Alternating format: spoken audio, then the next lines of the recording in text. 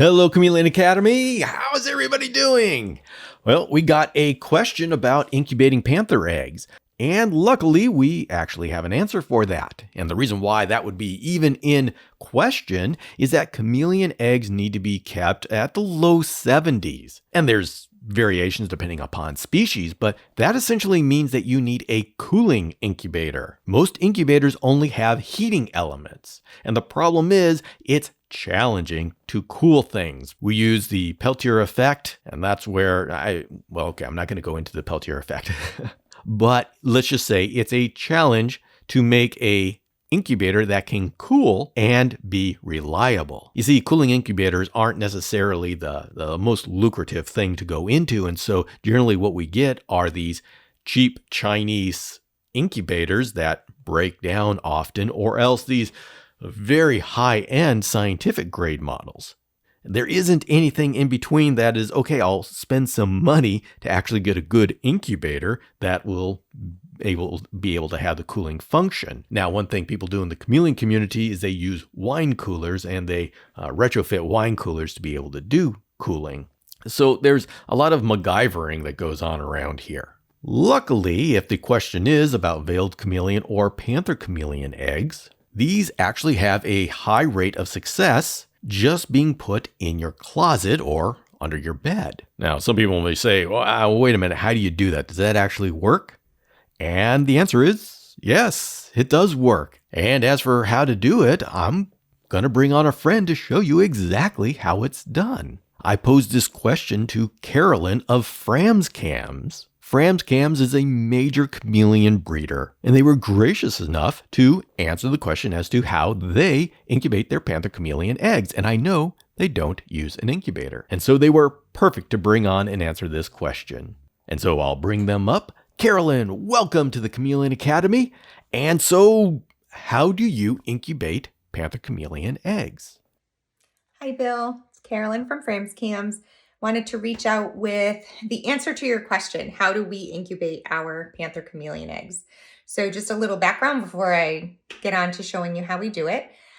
We live in Southwick, Massachusetts. So we're up in New England, cold winters and pretty warm summers. But our master bedroom closet kind of can stay a good temperature all year round, which is kind of what we're looking for. And I'll bring you in and show you what's going on in there. All right, so please don't judge the mess of our closet, but we're lucky enough to have kind of a big walk-in, and this is our Chameleon Station. It's kind of hard for me to get the whole thing in view, but we were able to pick up this piece of furniture at a Home Goods for relatively inexpensive prices, and it actually does what we need pretty easily. So as far as heat in here, we're lucky enough to have a master that does have its own heating vent. So typically during the winters, it will stay a good temperature. We like to have our room kind of stay a solid 74 degrees. In the case of winters where it might dip down a little bit cooler, we do have kind of this electric heater. But I have to say it's kind of here for backup, and we actually don't need it very much, but it'll kick on and get the temps right around what we like them to be. So there's 6 drawers in here.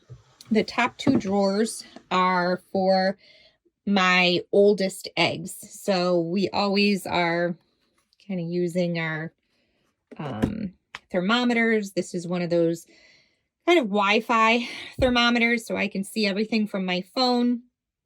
You can see it's just about the perfect temperature. The humidity, obviously, it's in the house in New England, so it's only about 48 degrees just in the open air. But obviously, it's going to be a little bit different with our eggs because we have them nice and closed. You're going to see that some of our eggs we keep in just like, we're kind of experimenting still with how we like to kind of arrange them. So we have some eggs in little containers. Those are our carpets right now that we're waiting on. Actually, we had one hatch just the other day. We're waiting for the other ones to hatch, but mostly they are coming in containers like this. And you can see we always label the top. I always label the top with the pairing. Any lineage information that I have on the female, when they were laid, and how many eggs there were. And then inside, we use a moist vermiculite. So we will put the vermiculite in and wet it. So when you squeeze it, only a couple of drops come out. And then there's lots of different ways that we will arrange eggs. But lately we've kind of been bunching them all up together in our kind of what we've been doing. I'm finding that the eggs hatch more closely together when they're close together rather than when they're spread out in nice neat rows. Just the other day we had a clutch of flash eggs hatch, and it was all within 3 days of each other. And I had them kind of on top of each other like these ones here. So this is another flash clutch. You can kind of see that there. We keep them covered. Some of our containers have a couple of breathing holes. Some of them don't. Like this one does not. This is a nosy bag clutch that we have. And you can see these ones are looking pretty good. All right. I do come in and check the eggs in the top 2 drawers about every day to every other day, because these are the drawers that kind of house the latest, the oldest eggs that we have. So I'm constantly checking just to make sure that we have no chameleons that have hatched that are roaming around. If they have hatched, we bring them downstairs, obviously to find either the bin or kind of the cage that they'll go in. And it's pretty much it. You can tell there's definitely moisture inside. I will absolutely, like I said, every couple of days check the oldest ones, but I am checking all of the clutches every, gosh, at least a couple of times a week, just looking for eggs that have molded over, because that does happen at times. Any eggs that are early hatchers or eggs that have collapsed and aren't going to make it. But the other thing I'm looking for is their moisture level. So if I feel like the vermiculite has dried out, I will absolutely bring them to the sink, which is right outside the room, and put a little water around the edges. Don't really want to wet the eggs, so we'll just do that. I do occasionally candle the eggs just to make sure that everything, I don't know if I'll be able to do it right here, but is looking okay. And it's kind of hard to tell from with the lights on, but I can see inside and I can tell there's a nice solid baby at the bottom, and that nice white kind of air pocket on the top. And you probably can't see it through my video, but there's some nice veins in some of these, and even some of them are looking a little bit more solid, which may mean that they're kind of getting ready to hatch. So I try not to candle too often, but I definitely do it occasionally. But